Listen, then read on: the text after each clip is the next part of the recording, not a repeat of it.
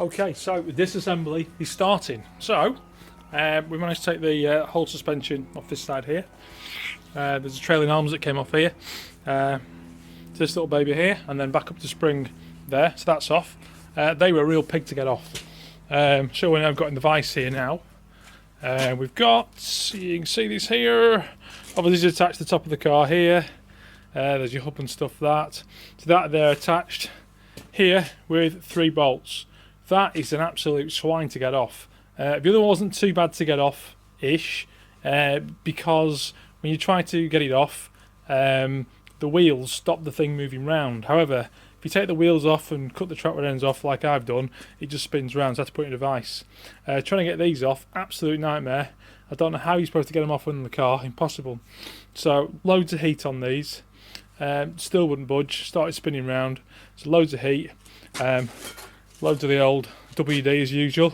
And then we got the socket, use a socket on here, and on the socket I put the big scaffolding bar on and just kind of cracked it. It's gone alright, apart from this one here, the bolt sheared. So, I'm sorry, this one here, the bolt sheared this one here. So I've got half the bolt loose, but that bit's still stuck in there anyway. But I've seen a cunning way of getting it out, so I'll show you that when I get to it. Also as well, when you take so when you try and take the strut off, this here is fastened here with the bolts, and you can see the gap there where it actually fits on.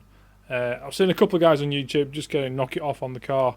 Absolutely impossible. I've chased the other one around the garage for about an hour, hit it with a big piece of wood, loads of WD, more hitting, more WD, and finally separated it. But an absolute swine to get off that one there. So we've got it off anyway though. Then once it was off there, we've tarted it all up a little bit, got over with the wire brush attachment and stuff.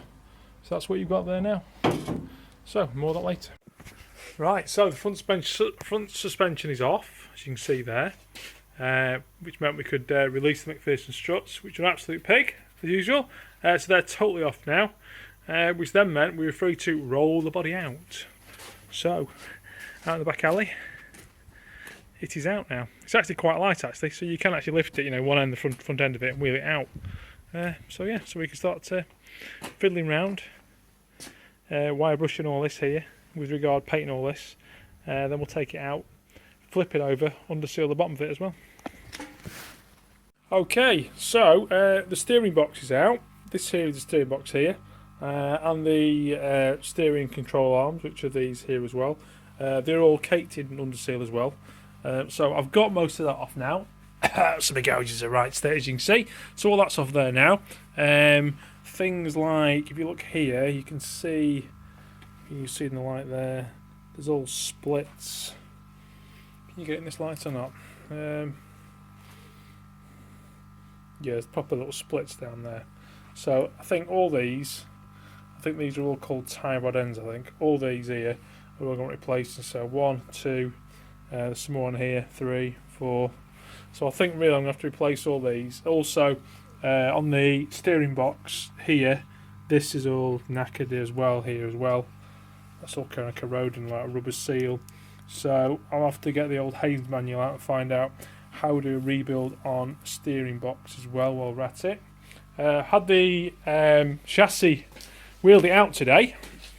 So there we are. And today wheeled the chassis out. Got all the rust off it today.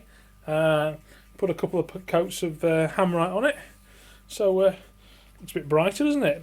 So, and then I've got to do the same obviously on the back as well.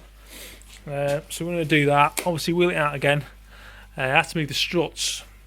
Those wooden things there, they weren't far enough across, couldn't get all the way out. So I've moved them today. So now, hopefully next time we go, we can get the whole thing out in the back alley. So then it's a case of grinding and things and taking all the surface rust off of these kind of babies, all down here. We'll take that out, grind it all off, and then we can paint those. And then it's a case of taking the whole thing out, flipping it over, and then we can start undersealing the bottom of this this pan here as well. So that's where we're up to now. Okay, okay.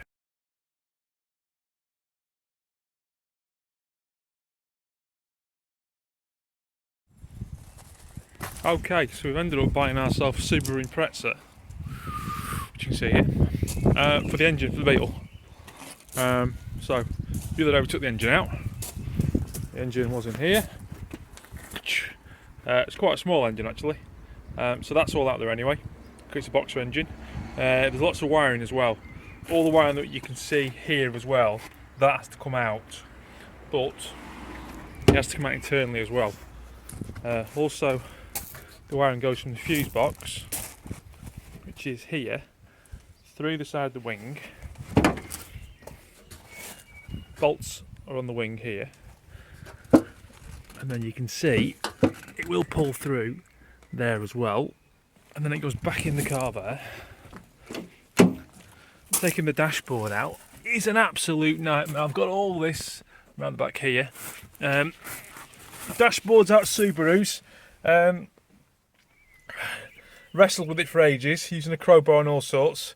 Then turned out it was a tiny little trim panel on the front there. The trim panel which is there, that pulls out, and then you'll find some screws behind there. So that one's come out.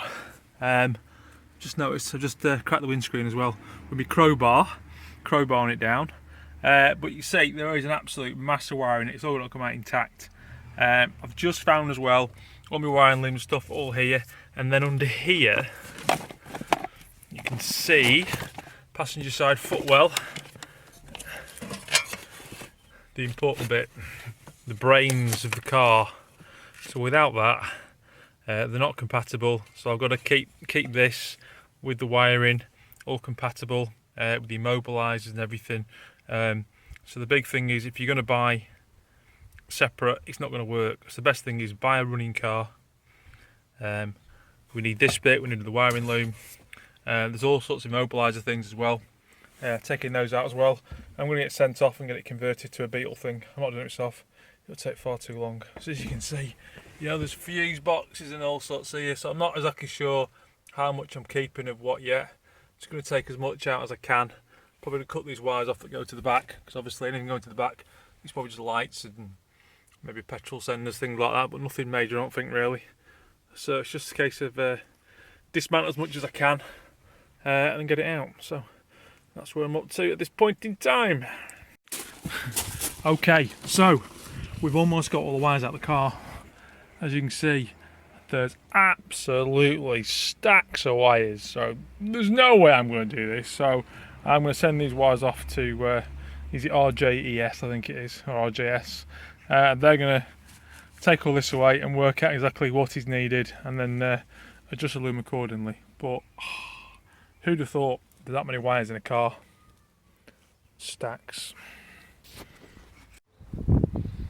Okay, the complete wiring loom is out.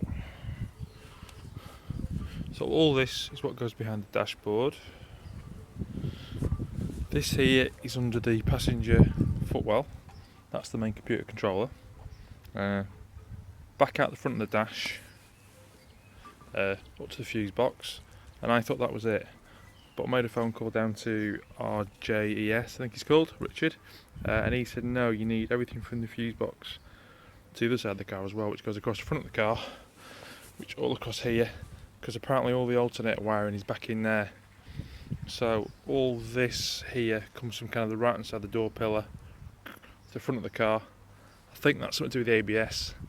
Big plug on there, back on the front of the car, to the other side, which is the battery bit there. So yeah, there's a lot to do. So that is all of it now.